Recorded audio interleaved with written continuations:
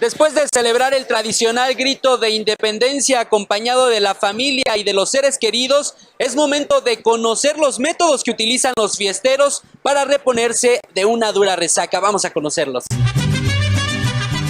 Comida, para empezar comida, porque el que no come pues ya no la libró. Entonces hay que comer, tomarse una cervecita, un tequilita, algo de lo que haya uno tomado el día anterior y con eso es suficiente. Pues unos buenos chilaquiles, bien picosos. Un caldo, una cerveza, una michelada. Una buena sopa maruchan, bien calientita con chingo de limón y chile. Y una buena cerveza bien fría.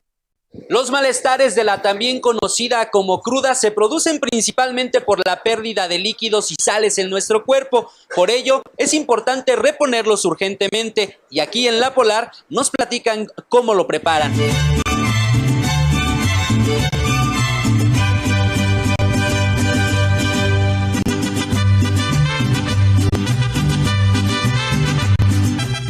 Aparte de la piedra también trabajamos lo que es el bull, que es lo que lleva cerveza, lleva lo que es un poco de jarabe, limón, lleva limonada, lleva lo que es brandy y ya también es es una bebida que te ayuda a energetizarte un poco. Los expertos también sugieren consumir algunos caldos o cócteles de mariscos como los que se recomiendan aquí en el Canto de las Sirenas. ¿Cuáles son, amigos, los más solicitados para una resaca? Bien, principalmente la sopa de mariscos, ¿no? Que abarca 6 productos dentro del caldo.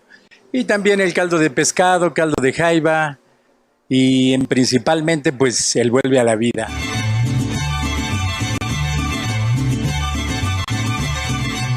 Pero si con estas recomendaciones los efectos adversos de la resaca no se minimizan, entonces será necesario acudir a un médico para que aplique otros métodos de alivio a los fiesteros. Pero sin duda alguna lo mejor es no excederse. Con imágenes de Javier Martínez, Eric Pinto, 21 Noticias.